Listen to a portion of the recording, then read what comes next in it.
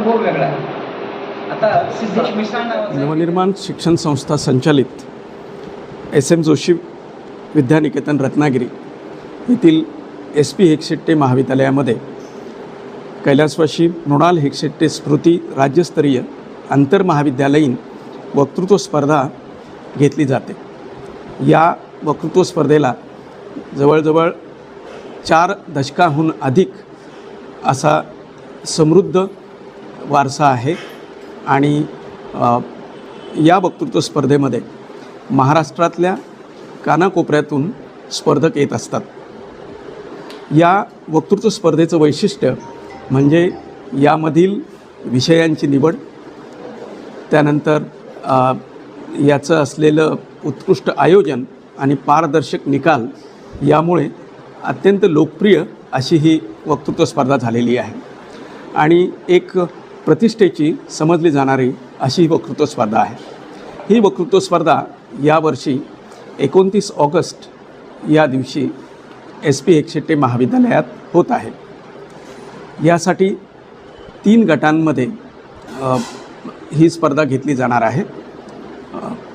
एक माध्यमिक शालेय गट जो जिल्हास्तरीय आहे, दुसरा जिल्हास्तरीय कनिष्ठ महाविद्यालयीन गट आणि तिसरा राज्यस्तरीय वरिष्ठ महाविद्यालयीन गट. याच्यासाठी निवडलेले जे विषय आहेत ते विषय जिल्हास्तरीय माध्यमिक गटासाठी सत्याचे प्रयोग आणि मी, माझे मोबाईल बेट, बाबासाहेब आणि चौदार तळे, लोकशाहीत स्वातंत्र्याच्या माझ्या अपेक्षा, संशोधन रत्न रघुनाथ माशेलकर असे आहेत.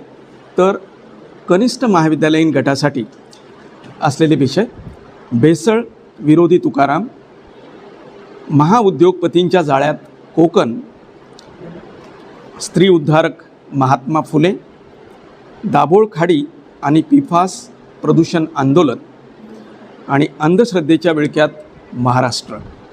तर राज्यस्तरीय वरिष्ठ महाविद्यालयीन गटामध्ये दिलेले विषय असे आहेत: लोकशाहीचे 4 स्तंभ अस्थिर, पेपर लीक आणि कॉकरोचचे तुफान, भाकरीचा चंद्र शोधणारा कवी नारायण सुर्वे, होमुर्ज आणि तेलकारण आणि विचारांचा जागर प्राचार्य शिवाजीराव भोसले.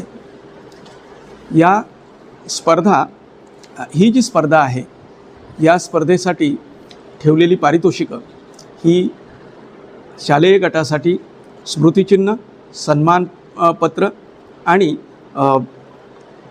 1500, 1000 आणि 750 असे रोख पारितोषिक आहे.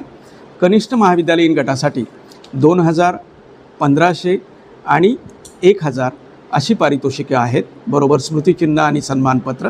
तसंच वरिष्ठ महाविद्यालयीन गटासाठी असलेली पारितोषिकं स्मृतिचिन्ह, सन्मानपत्र आणि 8000 हे प्रथम आलेल्या विद्यार्थ्यास, त्यानंतर जो प्रथम उपविजेता असेल त्याच्यासाठी 5000 आणि द्वितीय उपविजेता असेल त्याच्यासाठी 3000 स्मृतिचिन्ह व प्रमाणपत्र.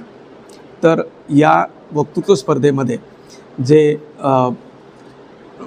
इच्छुक स्पर्धक आहेत त्यांची आजच नोंदणी पूर्ण होत आहे.